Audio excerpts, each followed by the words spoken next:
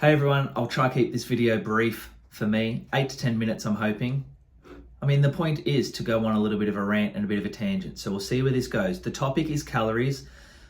This is for people who are, if you're obese by the BMI standards, or if you're overweight, if you're unhealthy, if you're mega skinny but you know you're unhealthy, pale as a ghost, coughing every day, sneezing with hay fever, can't sleep, stressed out individual, an unhealthy person, okay? If you, by your standards, not by mine, by your standards, if you're unhealthy and you're looking to change your health by losing some weight, is the main thing that this is about. So to lose weight, you've heard that you have to eat less calories than you consume, eat less than you burn. Yeah. You've probably heard that, and it works. The scales will likely go down, and the science is out. It will come at a consequence. Your long term, it's not a great strategy to just drop your calories and run in circles. So what I've found here is from the Obesity Treatment and Prevention, New Directions, Adam Drewnowski, Barbara J. Rolls. I read through half of this yesterday, or over the last couple of days. I'll read a bit more today, but I've highlighted this part here. So this is from the Nestle Nutrition Institute. I'll put this part up on the screen here. Dr. Drewnowski, I'm not sure if this was like in person or if it's typed. Drewnowski asks this question. I'm trying to get to the issue of public health policy. There was a paper published in the American Journal of Public Health suggesting that if people in California went to a fast food restaurant, looked at the menu, and as a result ate 100 calories less than they normally would if they went there every day, I guess. The premise here, the question is, 100 calories per day, per year, would equate into millions of pounds lost, and the obesity epidemic in California would go away. So someone must have had this idea published in the American Journal of Public Health that if we could have an obese individuals could eat 100 calories less per day, and they knew because it was on the menu and it said this is definitely 100 calories less, a big hypothetical here. If everyone could eat 100 calories per less, millions of pounds lost, and the obesity epidemic would go away. This was one spin on the relation between calories and pounds lost. So somehow that maybe they had evidence, some studies and stuff like that just 100 calories less per day, per year, in the long term. And it's a simple equation. And if calories matter, then I agree, yeah. If I eat a little bit less for 10 years and everyone does it, problem solved. This was one spin on the relation between calories and pounds lost. The other spin was a study. So then something's going to say the exact opposite. As always, watch this. Published in the American Journal of Clinical Nutrition, suggesting that reduction of 100 calories per day for a year would lead to a weight loss of only 800 grams. Clearly, the truth is somewhere in the middle. How would you respond to this issue? So a great question. I'm assuming that the Journal of Public Health and the Journal of Clinical Nutrition had studies to back it up maybe, or maybe it was just a hypothesis, that's fine. But which one is it? We've got one saying that if you do this, you're going to see everything's cured, no one's obese anymore, and the other one's saying it's only 800 grams. Some of that could be muscle and tissue losing. The size of your liver just decreases by 200 grams. Clearly, the truth is somewhere in the middle. Listen to this. Any change in energy storage must follow the first law of thermodynamics and reflect a difference between energy intake and output. So whenever myself or others chat about how maybe calories doesn't work or it's not how the body works, and we have studies and we have ideas, the people that believe in the calorie model will be upset because we're ignoring the law of thermodynamics, which is, I can't even remember, energy can't be created from nothing. You need to eat less, burn more, and you'll lose weight, okay? That's the first law of thermodynamics. Not to do with weight though, I don't think. Anyway, change in energy storage must follow the law. So when I'm saying that calories, like when I drop weight and I don't count calories and blah, blah, blah, blah, blah, I'm not saying that I'm not eating less than what I'm burning. That is happening. I do believe that's happening. I believe that counting calories is unhelpful. I believe that the body doesn't use calories for energy. It uses micronutrients, carbs, proteins, and fats as well, macronutrients. It doesn't use calories. Anyway, so we can agree that the law of thermodynamics is real. The conclusion of the first one, the American Journal of Public Health paper, as you've cited, implies that when you decrease your caloric intake by 100 calories, it assumes that there is no compensatory decline in energy expenditure. We're assuming that when you eat 100 calories less, that's the equation. Done. We're assuming that. And it's not the case, guys. When you eat 100 calories less, you've changed something. You've changed an input. If you guys like maths or are good at maths or even understand 1 + 1 = 2 type of maths, what you're trying to do is getting something to equal 1. Okay? 1 + 1 = 2. Cool. 2 makes me obese. I want it to equal 1. So you think, okay, maybe I take the 1 down to 0. 0 + 1 equals 1. And that would make sense. But what happens is when you take that 1, you can't just get rid of it.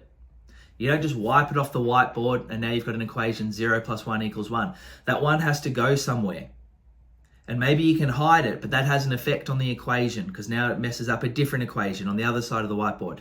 You can't just take something away. You can't just have 100 calories less and your body goes, yeah, this is fine. Okay, I'll burn some fat instead. That is going to, even just 100 calories less, has a whole cascade of different influences on your body. And maybe 100 calories for one day doesn't. But we need to look at this in the grand scheme of things. Eating less every day, your body is going to adapt. Your body doesn't want to change weight. It doesn't want to lose anything that it's got. It has homeostasis. Even if you're unhealthy, your body is comfy there. It knows what to do. To change things takes time and it takes safety. You need to slowly do things. So like decreasing by 100 calories could be great, but be aware that your body is now going to want to conserve 100 calories of energy.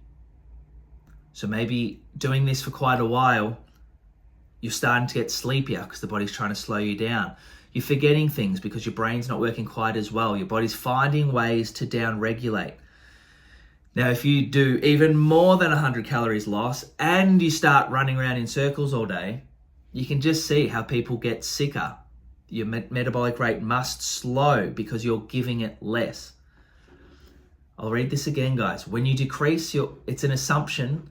The conclusion implies that when you decrease your caloric intake, there is no compensatory decline in energy expenditure. The correct statement would be that if you consistently cut your intake by 100 calories relative to your energy expenditure, you would lose 36,500 kilocalories worth of stored energy per year, which would be substantial. The key here, guys, relative to your energy expenditure, which changes by the freaking minute based on, I'm burning more energy now just through talking about this freaking video. I was tired before. Living life burns calories.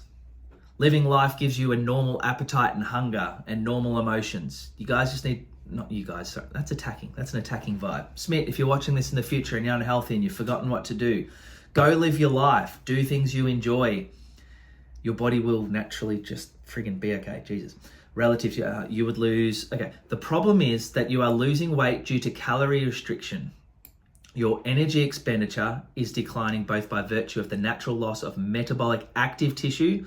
So you'll be losing weight, but some of it's going to be from amino acids, protein, which means muscle. People are always scared of losing muscle, but the size of your organs can decrease as well. You're not going to be very healthy if the size of your organs are half the size in 2 years. Your energy expenditure is declining, and it's also a result of the additional hypometabolism that's occurring as a result of decreased circulating concentrations of active thyroid, leptin, all these other things. Just list decreased sympathetic nervous system tone, increased parasympathetic nervous tone. I don't know what these terms mean really. I read through this yesterday, but I don't get that part. And increased skeletal muscle.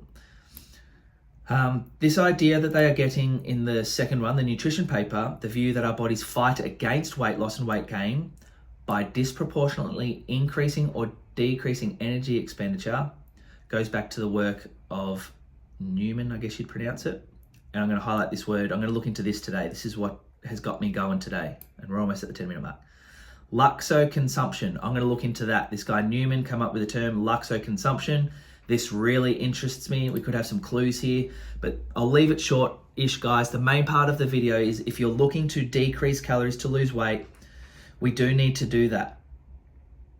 Calorie counting can help be aware of things. It's a useful tool, but it's not as simple as if I eat 500 calories less, that's 3,500 calories less per week, and that's a pound of fat or a kilo of fat or whatever the hell they say. Whatever the equation is, it changes each day. If you weigh less tomorrow, the equation's different. If you train 9 minutes instead of 8, the equation changes.